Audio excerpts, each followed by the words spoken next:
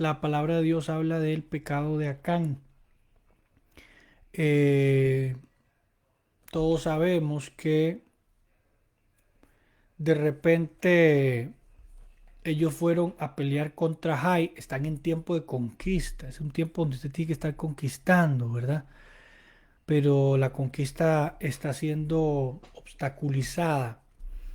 Y entonces vemos donde dice que subió el pueblo y alguien le dio consejo a Josué, no subas a todo el pueblo, Jai es una ciudad chiquitita, poquita gente, me envías poquita gente para que podamos ganar rápido, ¿verdad? Son muy pocos, le dijo. Entonces mandó 3.000 hombres, ¿verdad? De los cuales fueron correteados por el enemigo. Y entonces, la derrota fue terrible, ¿verdad? Donde murieron 30 personas, 30 y pico de hombres. Murieron contra un ejército chiquitillo, pequeño, ¿verdad? ¿Cuántas batallas en nuestra vida no estamos conquistando? Batallas fáciles, batallas pequeñas, que le hemos dado mucho poder a cosas que no tienen tanto poder. El problema es el poder que nosotros les hemos dado a vicios, a pecados, a actitudes, a desobediencia. Y estamos siendo derrotados en batallas muy simples. Estamos perdiendo en pleitos muy sencillos y no estamos conquistando cosas muy pequeñas porque hay pecado. Entonces ahí Josué se puso a llorar, a reclamarle a Dios que mejor no los hubiera sacado de Egipto, que no sé qué. Y Dios le dijo, no, no, párese, póngase de pie, papito. ¿Verdad? Israel ha pecado. Hay uno que ha, vea qué tremendo lo que dice versículo 10. También han tomado del anatema. Israel ha pecado y aún han quebrantado mi pacto que yo les mandé. También han tomado del anatema y hasta han robado, han mentido y aún lo han guardado entre sus enseres. Entonces, se levantó Josué, ¿verdad? Dios le dijo, levántate, santifica al pueblo. Versículo 13, santificados para mañana porque Jehová el Dios de Israel dice así, anatema hay en medio de ti Israel. Y pasaron por familias, ¿verdad?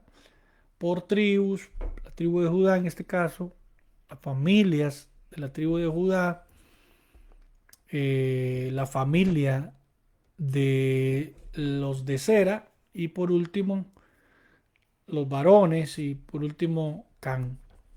Bueno, el asunto es que Acán, eh, Josué le dice, ¿y qué pasó, verdad? Y pues vi entre los despojos un manto babilónico, versículo 21, muy bueno, 200 ciclos de plata, un lingote de oro de peso de 50 ciclos, lo cual codicié. Tomé y aquí que está escondido debajo de tierra en medio de mi tienda, y el dinero debajo de ello.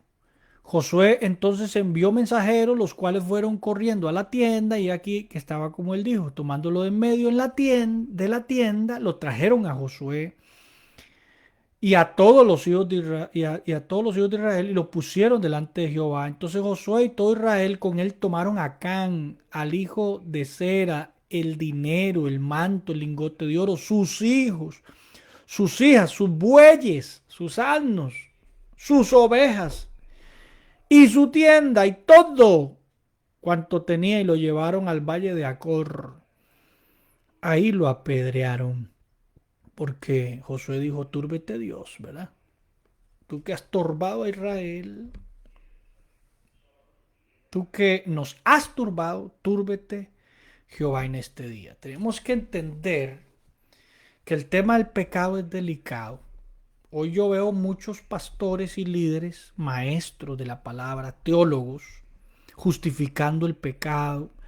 Hay como una nueva hermenéutica, es como un nuevo liberalismo. Usted sabe que el liberalismo teológico, no me acuerdo ahorita del tiempo, inflamado por el ilustracionismo, la razón sobre la experiencia, empezó a cuestionar la Biblia y empezó, según ellos, a desmitologizar los textos bíblicos y se levantaron contra todo lo sobrenatural y cuestionaron y reinterpretaron la Biblia a través de conceptos teológicos.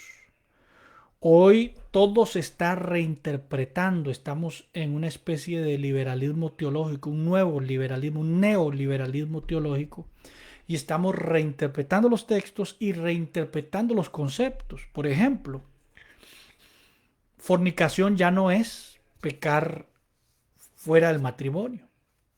Ahora a los rabinos se les ocurre que es esto, que es lo otro, ¿verdad? Fornicación espiritual, obviamente.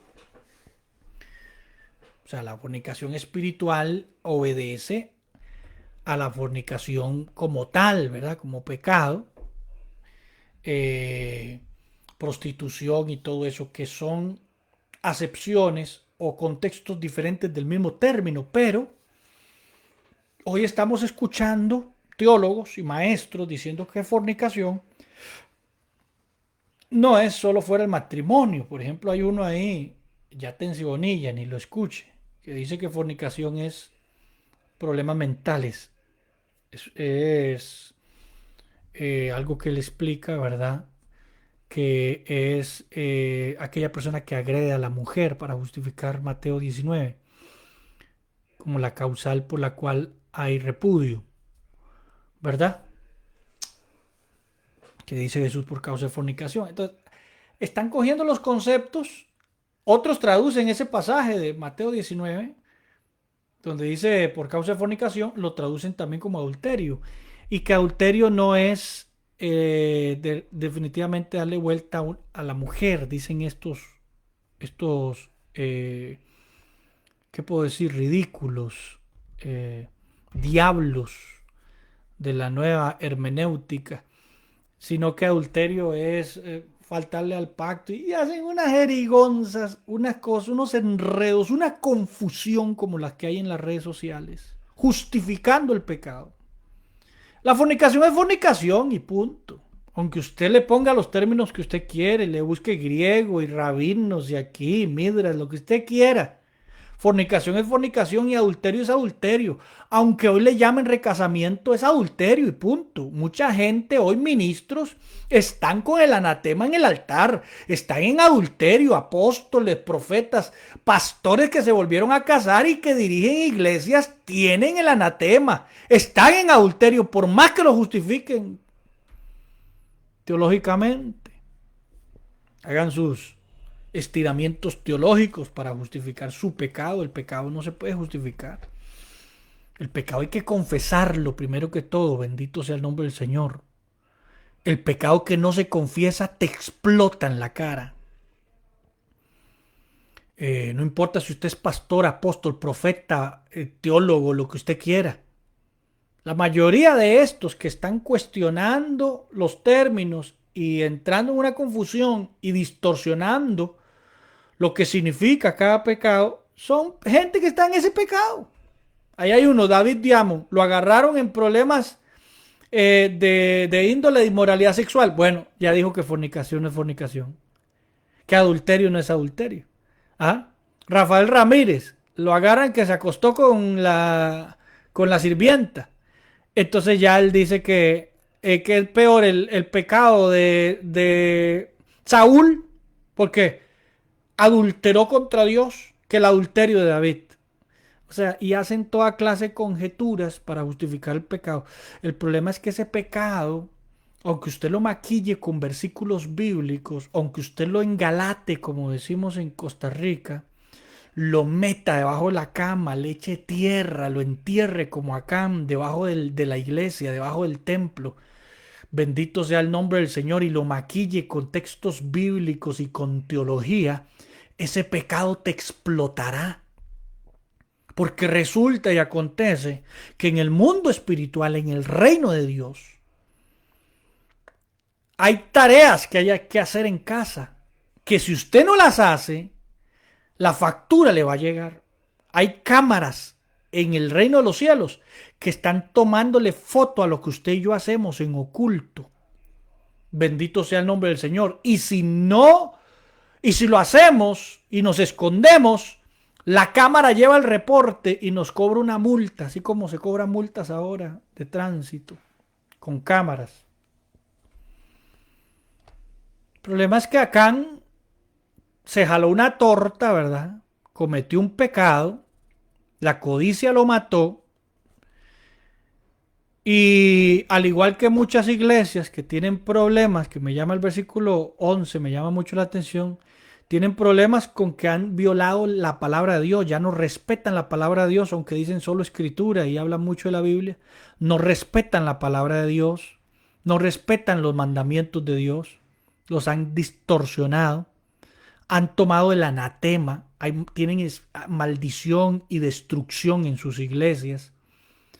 Han robado, tienen problemas con las finanzas, con el hurto, con tomarle lo que no le pertenece, por robarlo, por ser amantes de lo ajeno. Sí, pues cuando un pastor, un apóstol, vive detrás de lo que usted tiene en su billetera, es un amante de lo ajeno. Y han mentido. Han mentido igual que el pecado de Ananías y Zafira, que no le mintieron al pastor. Por eso el apóstol dice que no nos mintamos entre nosotros, porque entre los cristianos no es bueno. Primero, si hay discernimiento, no va a poder mentir usted. Si hay discernimiento, el pecado oculto, tarde o temprano va a salir a la luz. Es mejor confesarlo antes de que salga a la luz y no mentir como Ananías y Zafira para salir con las patas al aire delante de la presencia de Pedro. Es mejor no mentirle. Entre los siervos de Dios no se miente porque estamos mintiéndole al Espíritu Santo. Me acuerdo una vez que vi a una persona mintiéndole a una pastora, diciéndole unas cosas y yo sabía que era mentira. Yo dije, usted no tiene temor de Dios. Usted no sabe que usted no le puede mentir a los siervos de Dios, que entre cristianos no se pueden estar mintiendo. Que el que miente es hijo del diablo. Pero bueno, el pecado se oculta con la mentira y tiene consecuencias. Tiene consecuencias donde se daña la familia, se daña tus propiedades, todo lo que dice acá, bueyes, asnos, ovejas, todo eso daña el pecado, todo eso corrompe el pecado.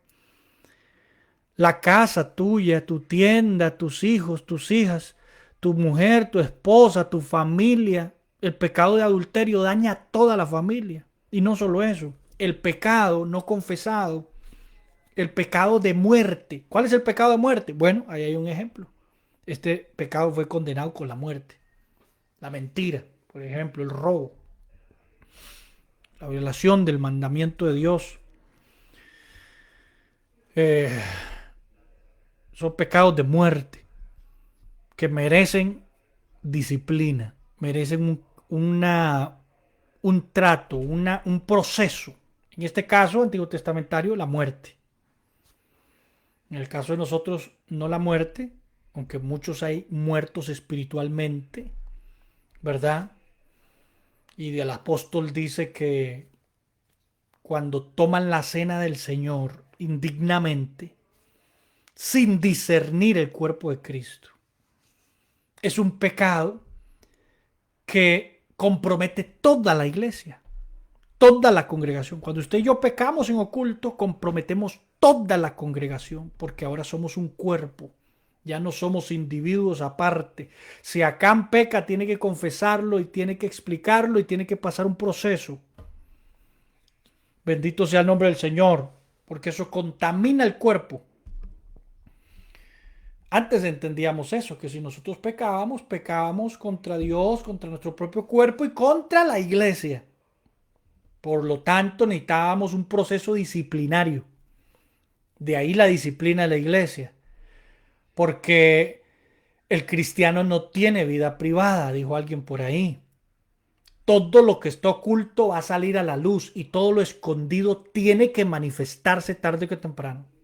Aunque usted sea un pastor, un apóstol y lo esconda muy bien, con textos bíblicos y con teología, Su pecado tiene consecuencias y lo va a alcanzar y le va a explotar en la cara hasta que usted lo reconozca y se arrepienta de él y entre en un proceso de disciplina y de arrepentimiento.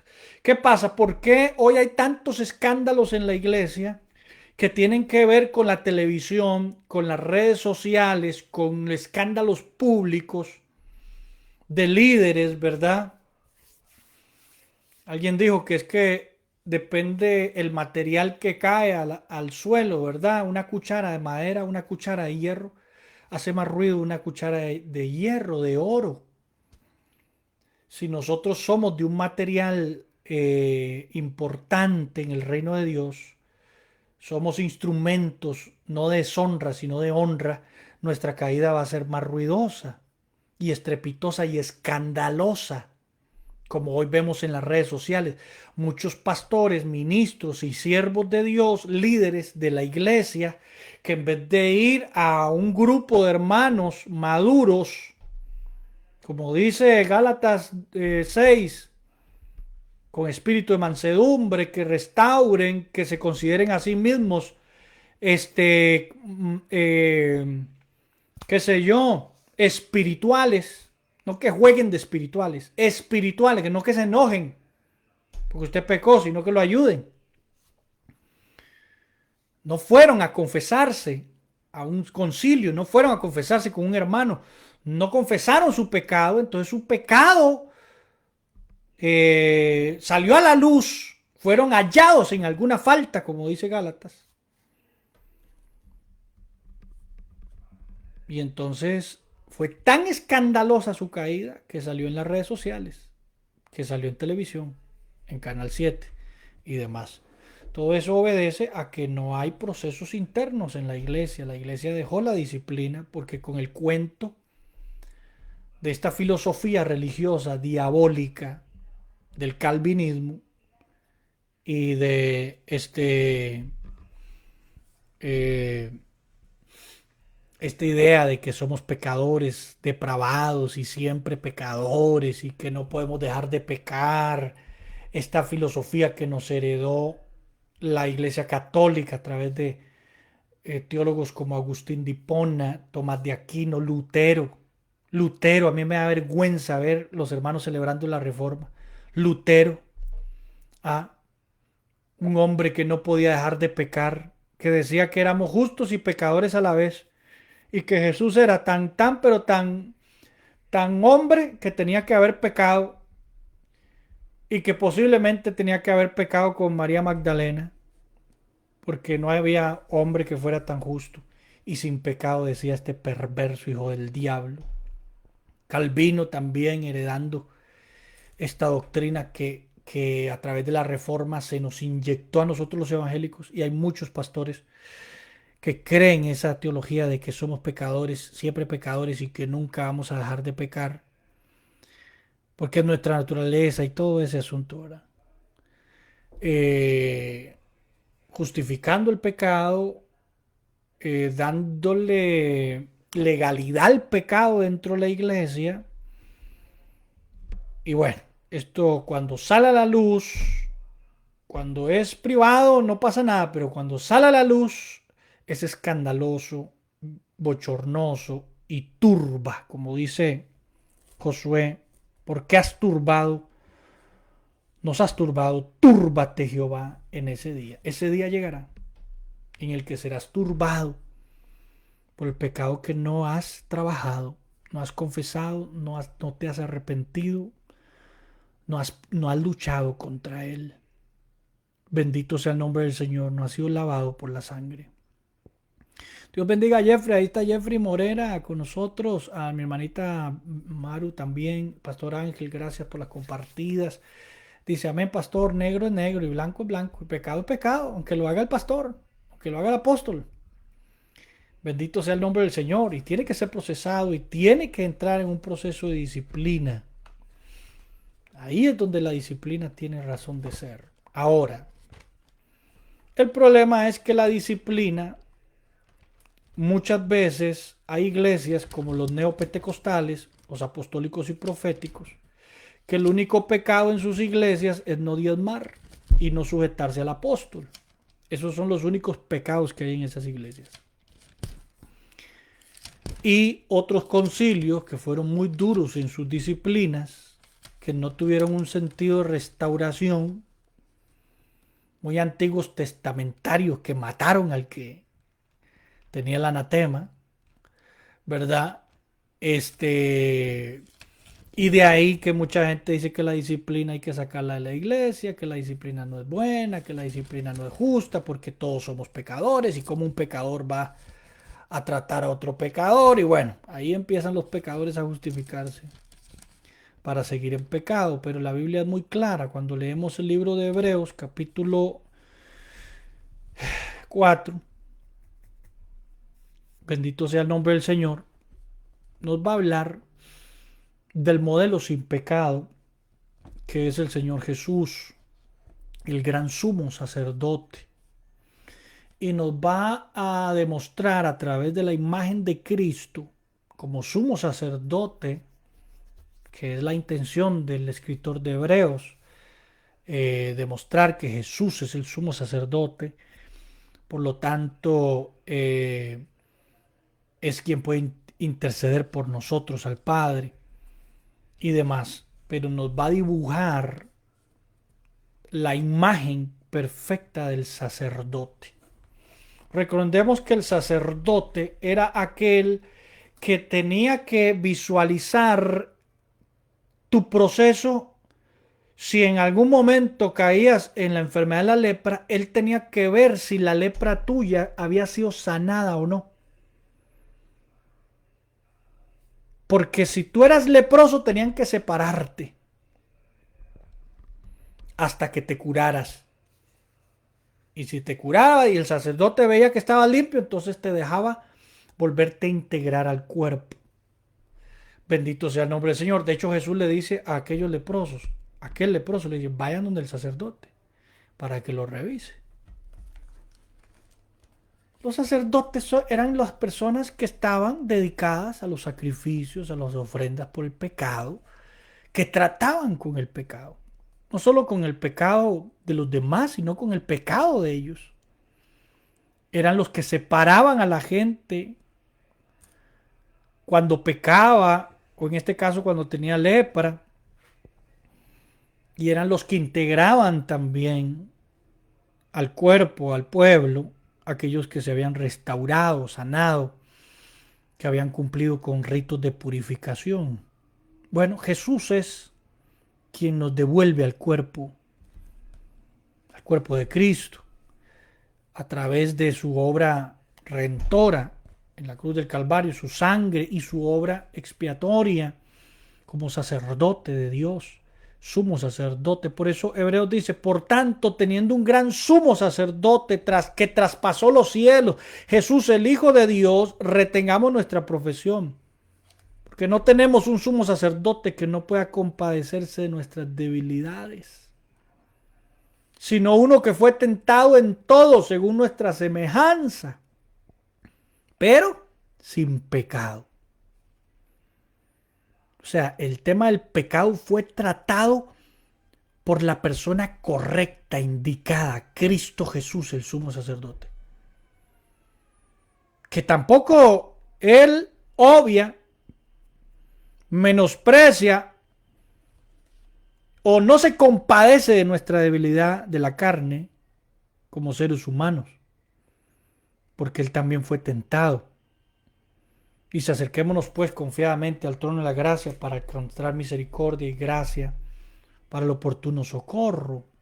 O sea, vamos, confesemos nuestro pecado, que esta vez nadie nos va a matar, como en el Antiguo Testamento.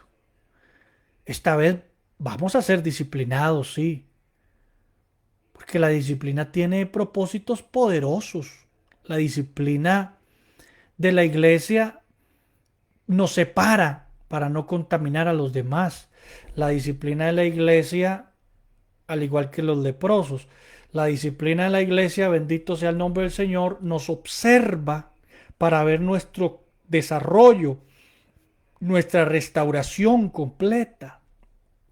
La disciplina también tiene el poder, bendito sea el nombre del Señor, de hacernos ver el error y las consecuencias a terceros y al cuerpo de Cristo, no solo a nosotros, sino a toda la iglesia cuando pecamos, a los que hemos ofendido.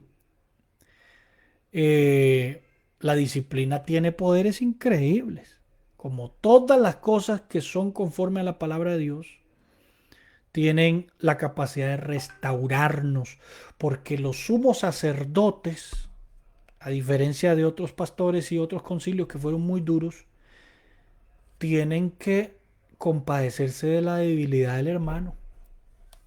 Como dice Gálatas capítulo 6, versículo 1, ustedes que son espirituales, restáurenle con espíritu de madurez, considerándose a ustedes mismos.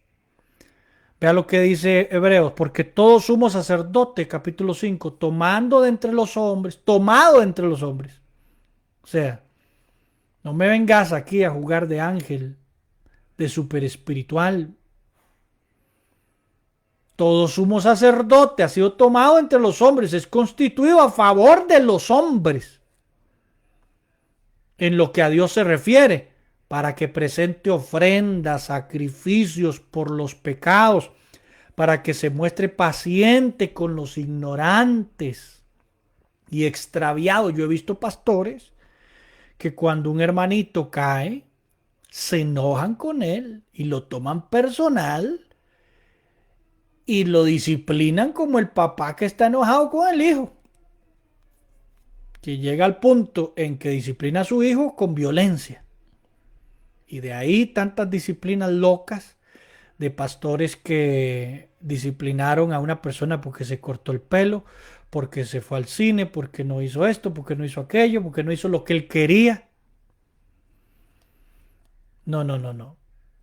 El sacerdote ha sido puesto para tratar con el pecado, para presentar ofrendas y sacrificios contra el pecado, para mostrarse paciente, no arrogante,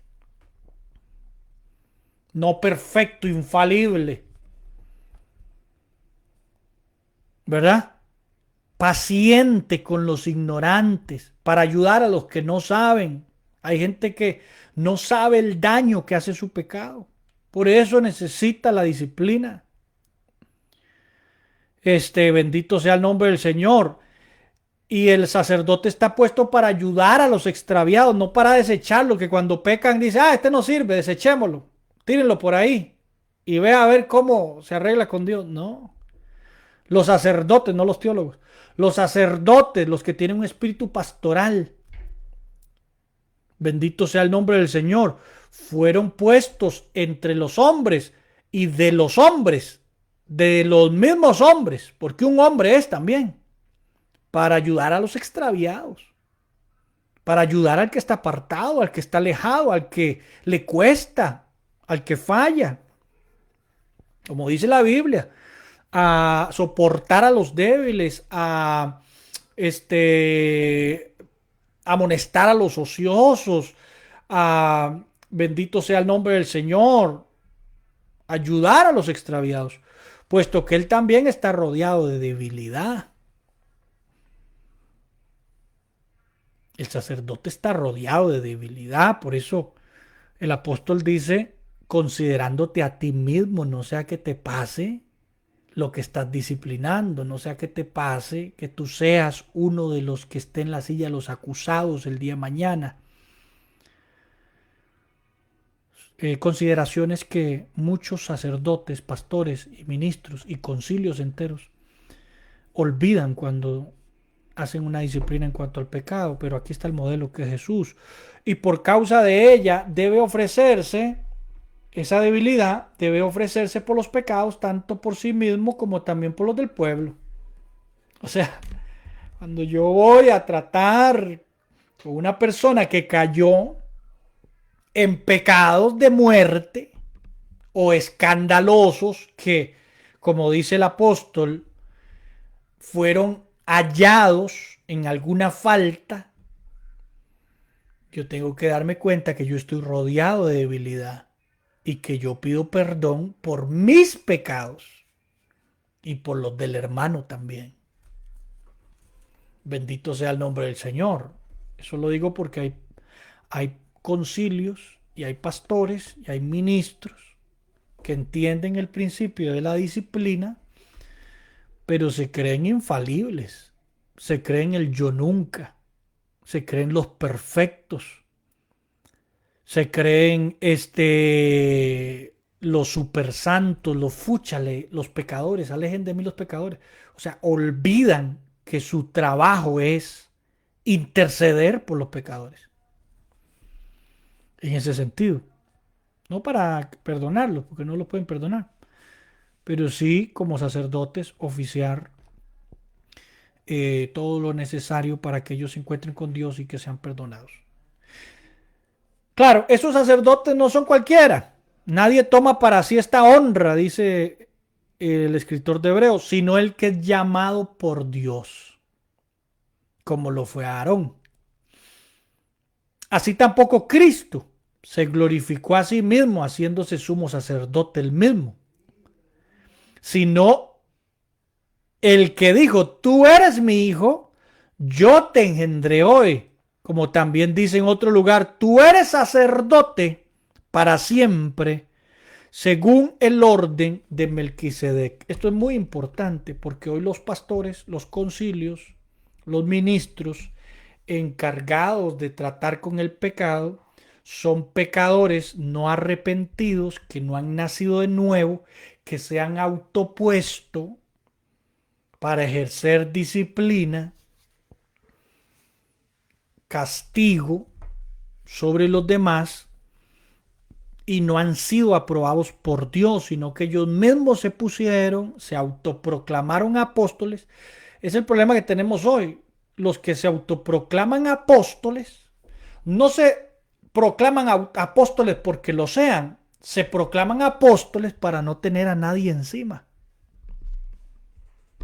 para pecar, hacer y deshacer y que no darle cuentas a nadie, no tener a nadie más arriba que ellos, porque ellos creen en su imaginario teológico equivocado, por cierto, que el apóstol es el ministerio mayor.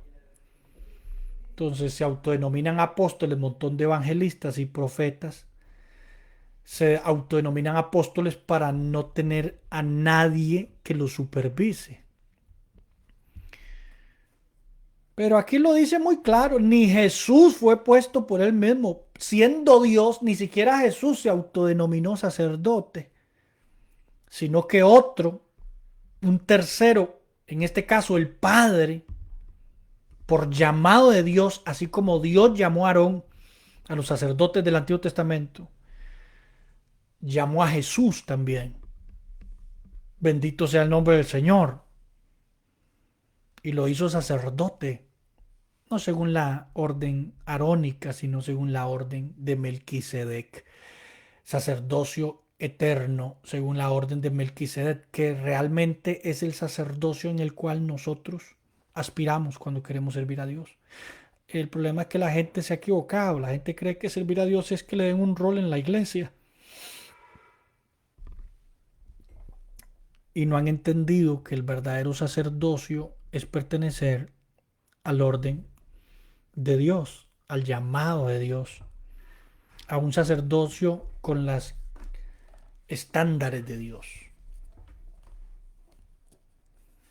Y Cristo en los días de su carne, ofreciendo ruegos como buen sacerdote, súplicas con gran clamor y lágrimas al que le podía librar de la muerte, fue oído a causa de su temor reverente. Qué importante.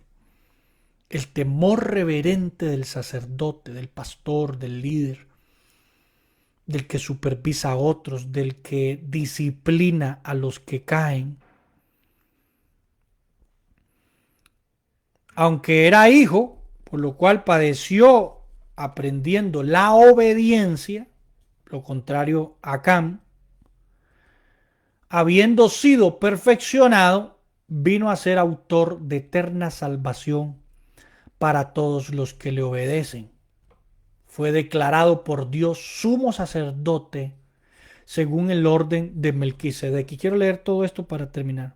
Acerca de esto tenemos mucho que decir, difícil de explicar, por cuanto se han hecho tardos para oír, porque debiendo ser ya maestros, después de tanto tiempo tienen necesidad que se les vuelva a enseñar cuáles son los primeros rudimentos de la palabra de Dios, y habéis llegado a ser tales que tenéis necesidad de lechita y no de alimento sólido. Y todo aquel que participa en la leche es un inexperto en la palabra de justicia. Ya que no dice la palabra de Dios, dice la palabra de justicia. O sea, yo puedo saberme todos los versículos bíblicos, toda la teología histórica, todas las doctrinas, pero yo tengo que ser un experto en la palabra de justicia. Esa justicia tiene que haberme afectado a mí.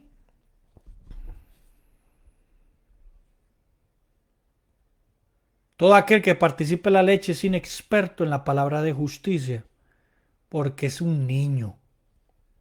Pero el alimento sólido es para los que han alcanzado madurez, para los que por el uso constante, tienen los sentidos ejercitados en el discernimiento del bien y del mal.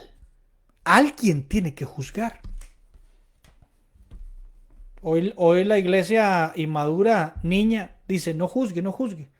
Pero alguien tiene que juzgar. Pablo les dice, ¿por qué tienen que llevar estos escándalos a las redes sociales? No mentiras. ¿Por qué tienen que llevar, o sea, qué inmaduros que son ustedes que andan haciendo escándalos y reacciones en las redes sociales del pecado del hermano?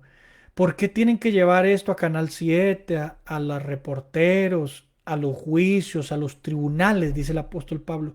No hay alguno de ustedes que esté cumpliendo un sacerdocio santo. Bendito sea el nombre del Señor, que no esté en pecado de muerte, que esté bien delante de Dios, que pueda juzgar estos pecados para que no se hagan un escándalo público. No hay entre ustedes un sabio que juzgue. Recuerde que vamos a juzgar los ángeles, dice el apóstol, ¿verdad? Bendiciones, mi hermanita Yadira. Qué bueno que está con nosotros ya. Hermana, la operaron de las rodillas y ya está en un proceso y bueno, estamos contentos que ya está aquí restaurar, ¿cómo se llama? Reponiéndose, ¿verdad? Ya salió la operación, como todos los procesos, ¿verdad? Estaba enferma, la operaron, bendito sea el nombre del Señor, ahora está caminando, ahí va en su proceso de restauración. El problema es que hay muchos, voy a usar este ejemplo, que están recién operados, que andan hablando cosas que no entienden y no quieren cumplir procesos.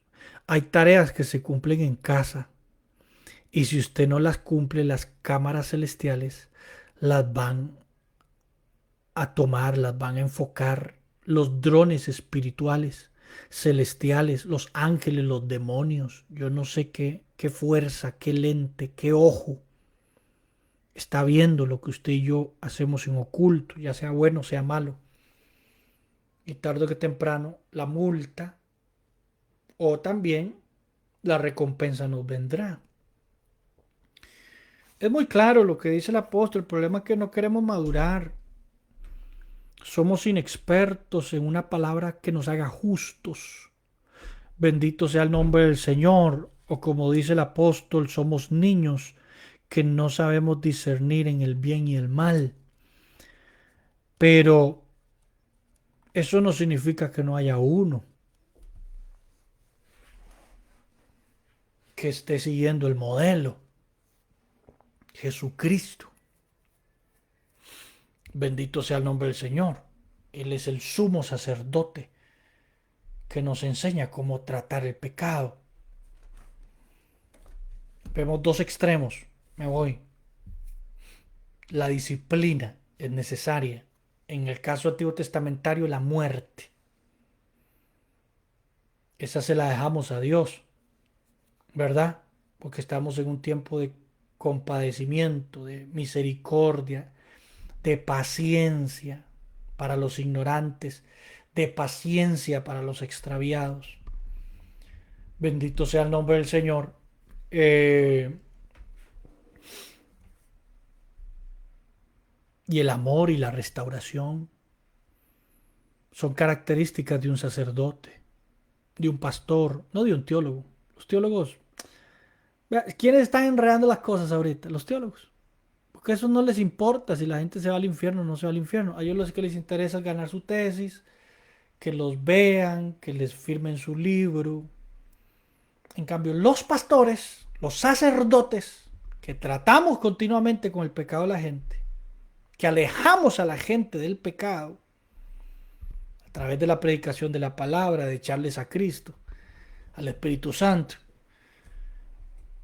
estamos interesados en que la gente se le cure la lepra, se restaure, pueda volver a ser reintegrada, pueda restaurarse, pueda tener una sanidad completa,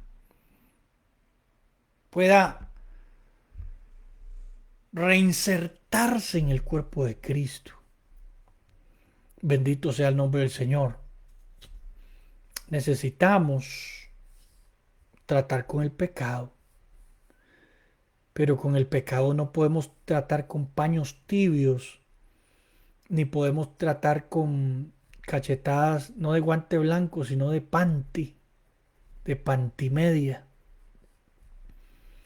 Bendito sea el nombre del Señor. Y necesitamos hacerlo bien. Ah, pero ¿quién puede juzgar el pecado? Dice la gente, si todos somos pecadores. Ahí, te moriste, te mataste solo. La Biblia dice que el que no discierne el cuerpo de Cristo, juicio come para sí. El que toma la cena de Dios indignamente, juicio come, por lo cual hay un montón de gente en las iglesias debilitados. Hay un montón de iglesias que ya no sirven. Hay un montón de ministerios con maldición, malditos.